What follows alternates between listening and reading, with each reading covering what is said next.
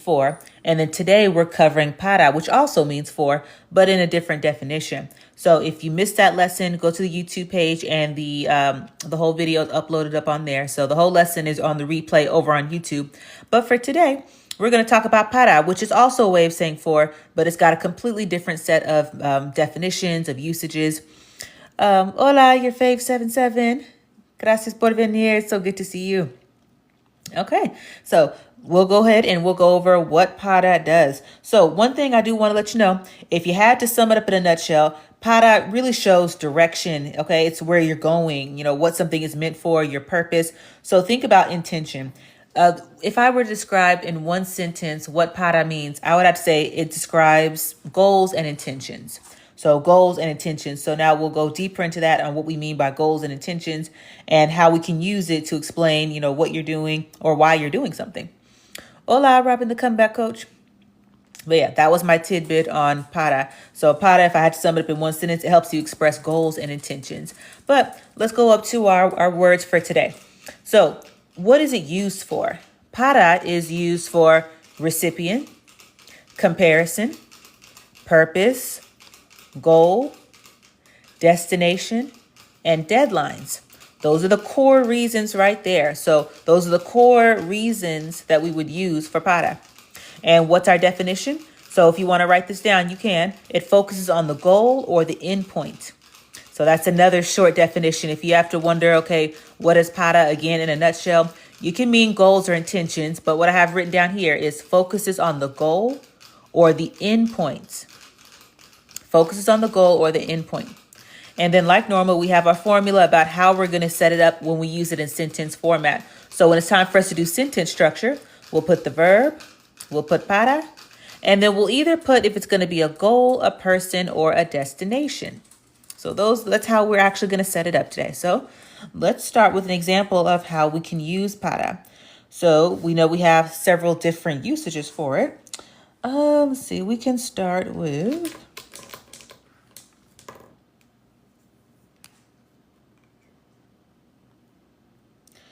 let's see, because we have recipients, we have comparisons, we have goals. We'll go ahead and we'll use it for destination. So let's do it for destination. And we'll start with...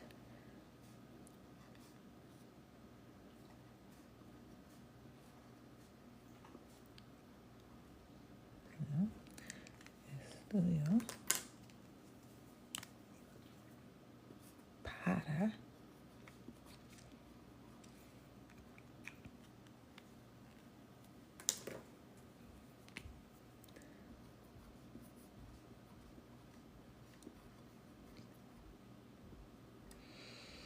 Okay, so what we're going to do here, this one falls under purpose. I know I said destination earlier. I changed my mind. We're going to focus today on purpose for this specific sentence. So remember, one of our goals up here, purpose. So with that in mind, let's look at the sentence. Estudio para aprender. Estudio para aprender. And what that roughly translates to is I study for the purpose of learning. All right. Now, the way it actually translates is I study to learn, but for the purpose of this lesson, think of it as I study for the purpose of learning. So if you really want to understand the reason why we use para, you could translate it as I study for the purpose of learning. Okay, but if you just want to translate it directly, it's I study to learn. But para here in this way is functioning as purpose or the goal. So think of it now that you know it means purpose or goal, you could even translate it to say, I study for the goal of learning. I study for the purpose of learning. So those are just ways to help you understand how para is used. But it really means I study to learn. But for those of us who are learning para in as many usages, you can look at it as studying for the purpose of learning or studying for the goal of learning. So that's how we use para when it is for a purpose or for a goal. Okay. So let's do a different example. So that one, let me scroll back up. I missed some of the comments. Oh, buenas noches, Stacy. Gracias por venir. Yeah, but I try to catch everybody. I don't like to miss people. So if I pause, it's just to scroll back up and look at the comments. Tú explicas muy bueno y claro. Te agradezco. Saludos. Oh, that is so sweet. He says that J. Bo Baja says, yeah, you explained very well and clearly. I appreciate it. Well, thank you. No problem. You know, I am a teacher by trade, so I guess I just really continue to teach even here on TikTok. So I'm still teaching. Just now I teach adult learners, but yeah. Hola, Kali. Yeah, it's okay if you missed the live. Yeah, you're about 5 or 6 minutes late, but it's okay. It's gonna be uploaded onto YouTube, but it's okay. We were just going over the examples. So right now, we only went over the usages, the definition, and the formula, and then we did one example. And this example is covering the definition of purpose. So if we want to use para for purpose, then we have the sentence here, estudio para aprender, which means I study for the purpose of learning. Okay. Vet Jose says, trabajo para buscar una casa. Okay. You're working to search for a house. Okay. All right. And then someone else says, you should say bien. Okay. So yeah. So back to our examples. So yeah. So we just used it for the first example, purpose or goal. So we have that. Now let's use para in a different way. Okay. This is one you may have heard a lot. You might have heard this and didn't know that you were hearing it, but this usage for para is very common, and it's the recipient. So let's do the recipient format of it, like it's for somebody.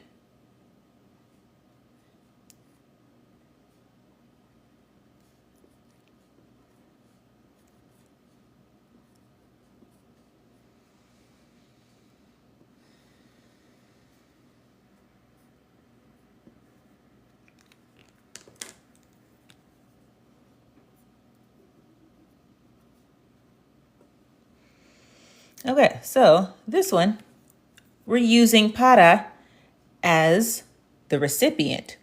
So you're trying to say it's for someone, because remember, all of these definitions mean for, but these are the usages and the context for it. So the context for this version of for is we are saying recipient. Este regalo es para ti, which translates to this gift is for you. So if ever you want to basically say it like a gift or an object, or you are giving something to someone, then it is para. So let's translate it again.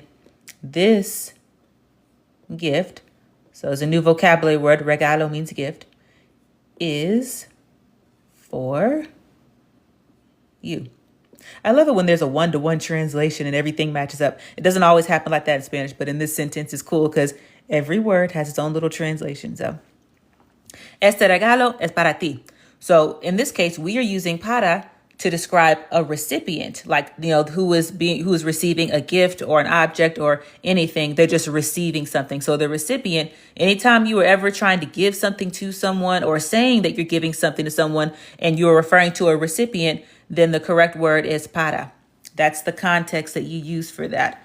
Para is for recipients of anything.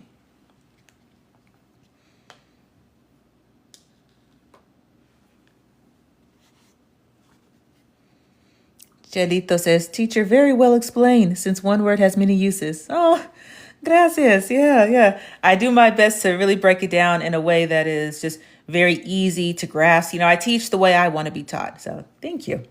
So yeah, so that is the one for recipient. Now we're going to do destination. Destination.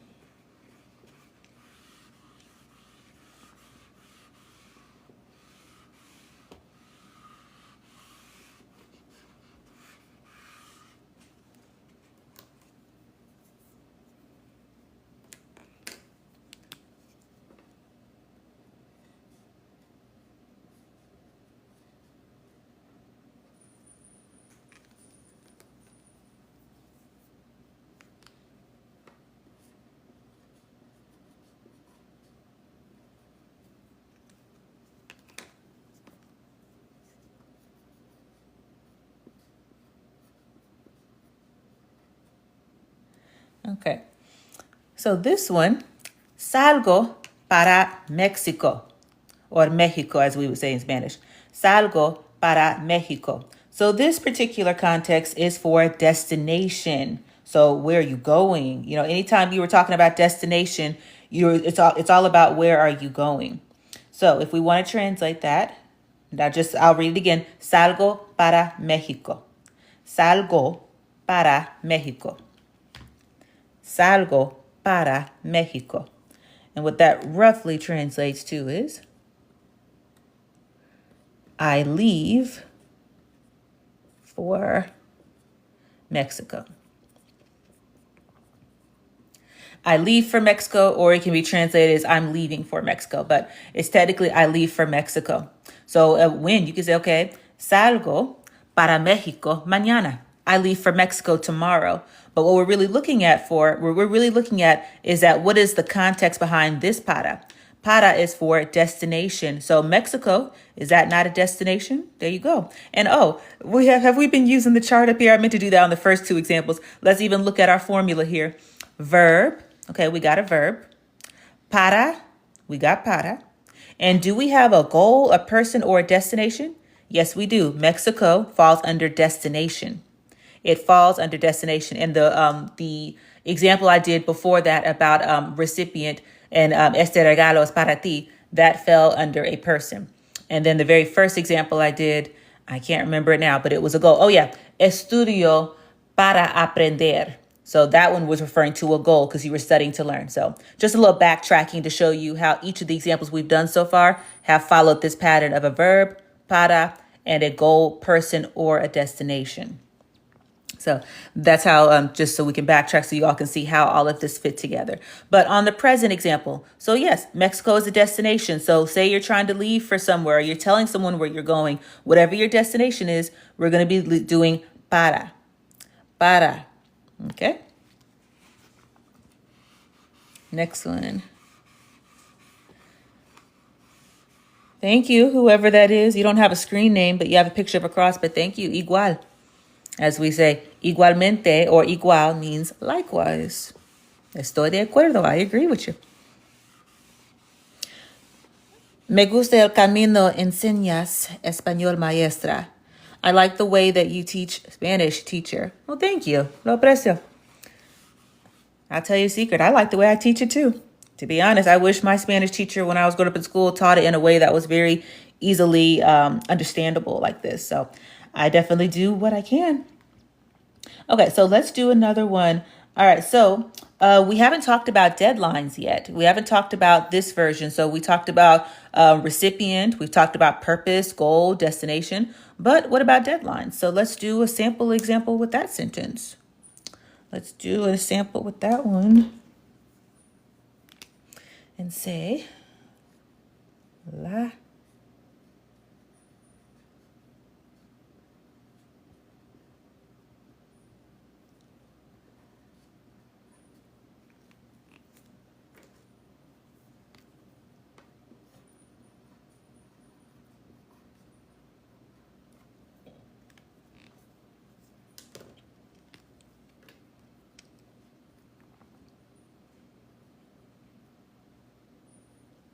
Okay, so this sentence says, la tarea es para mañana.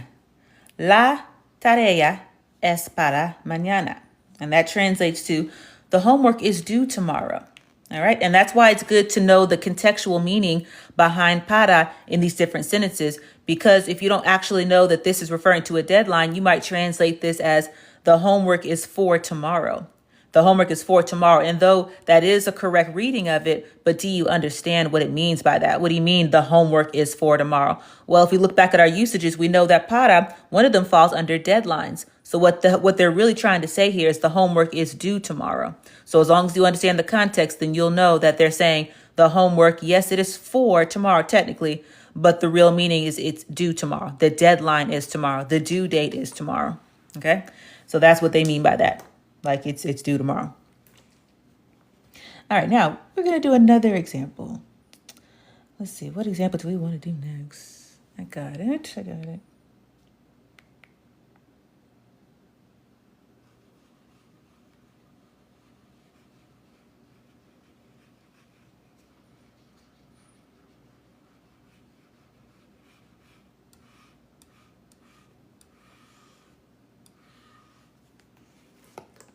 All right, so we'll do one more example and then we'll go over into our game. We'll go to our game so we can go over what we learned today.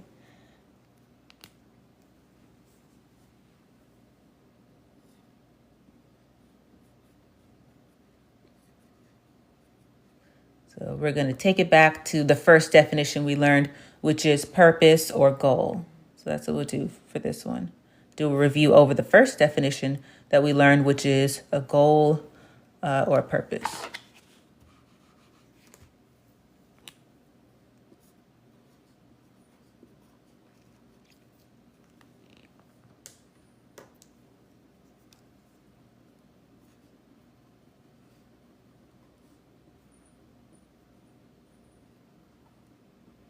Okay, so I think everybody can relate to this sentence.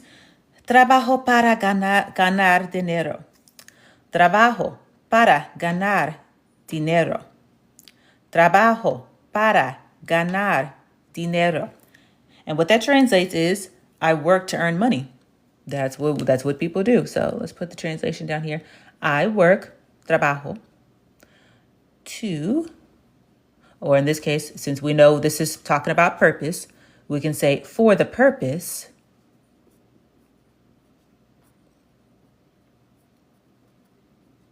of earning money. So if you want to do it the short way, sure, I work to make money. But because we're studying the contextual background behind para, that's why I put for the purpose of, because that is what it is. This form of para is referring to a goal or a purpose. So it's like I work for the goal of money, or I work for the purpose of earning money. But that's how we would translate this version of the sentence using this form of para. So yes, I work for the purpose of earning money. Trabajo para ganar dinero. I think that's pretty much everybody's story. I think that's why any of us work, for the purpose of earning money. But yeah, so that's how we do that one.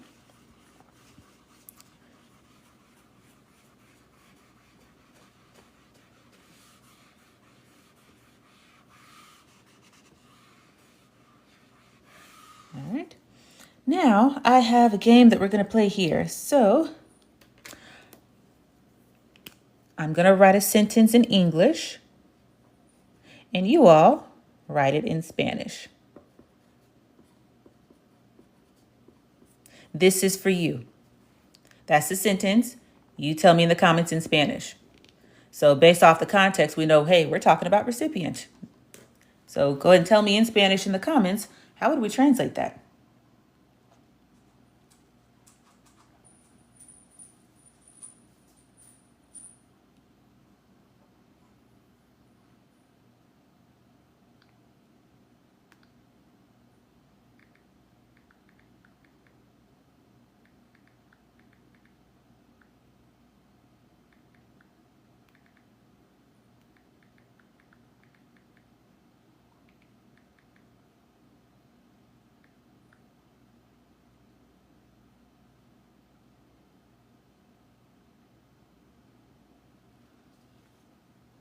Okay, I got some very close answers in here.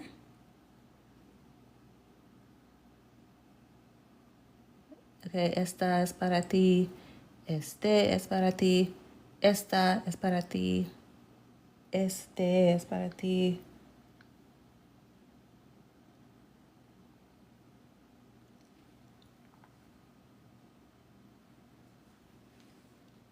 Este es para ti. All right, great. So you guys are correct. Este es para ti. So, but I'll accept esta because we don't know the gender of what's being referred to, because este, so that's a whole different lesson in itself. But you're correct. So, este es para ti. Great job, you all. Great job. So yes, you all knew that it's going to be para, but we also know that it's para because it's the recipient. We're talking about giving something to someone, recipient, giving something. So yes, este es para ti. Great job, you guys. Now let's do another example. Now, I'm going to give a sentence, and I want you all to give me the context behind it. Like, basically, your choices will be from our usages up here. You have to tell me, what am I referring to? A recipient, a comparison, a deadline, a destination, a purpose, or a goal. So I'm going to write the sentence and you tell me what is the usage or the context behind this version of para.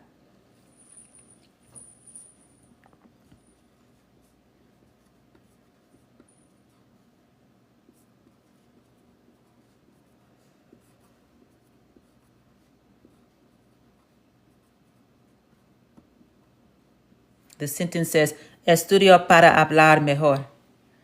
I study to speak better. So based off the sentence, I study to speak better, what is the usage for this? What's the context? Yes, great job, Liz. It's a goal. It's a goal. Yes, great job, Cheyenne. Purpose / goal. Good job, Vet. It's a goal. Good job, Robin. Goal. T says purpose. Exactly. Yep. So yeah, so the contextual meaning behind this, estudio para hablar mejor, I am studying to be able to talk better. This is a goal. This is a purpose. So yes, very good job.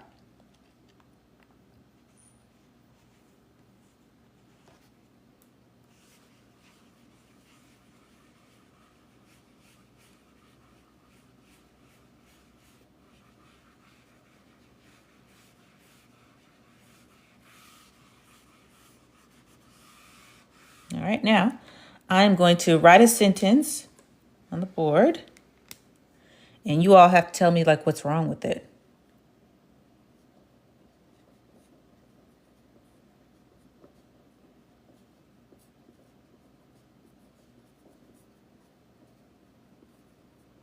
I study to learn Spanish. Estudio por aprender español. What's wrong with this sentence?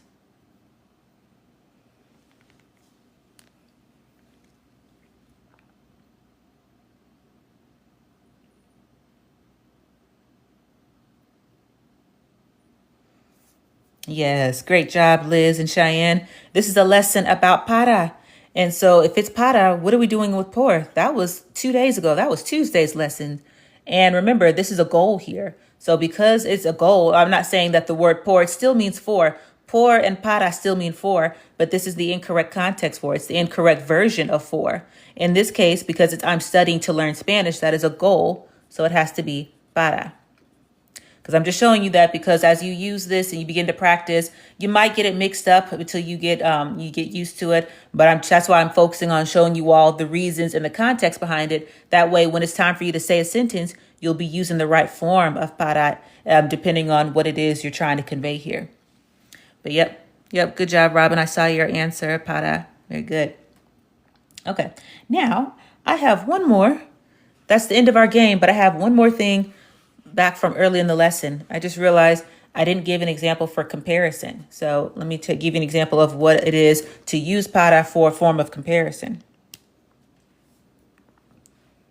Or even like observation, but comparison really.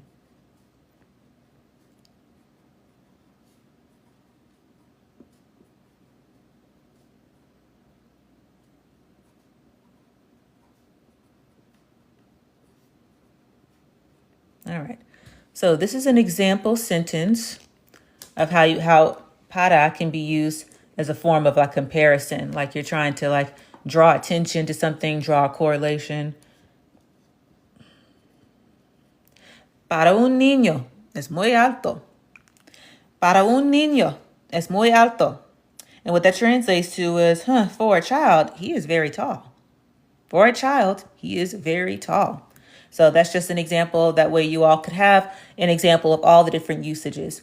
So if ever you're hearing someone say, para un niño or para una niña, for a child, he is very tall. So you're basically trying to compare him being a child and juxtaposing it with him being tall. So it's not one that you probably would hear a lot, but if you do hear it, then, or if you ever want to say a sentence where you're comparing it, well, then that's how you would be using para for that. So that's what it is. So that's how you use it. So we went over all the different ways that you can use por and you can use para. Now, if you missed the lesson on por, you can go to Black Girl Spanish, the YouTube channel, and the full lesson is up there. And I would suggest y'all do that because next week I might be giving a quiz. So I want you all to be able to have studied pour and studied para. So that way, if I mix them together or throw you all a curveball, you all will know, hey, we're going to use pour or we're going to use para. And it's quite simple once you get used to it. Once you understand, what are the usages for, then it becomes second nature after a while.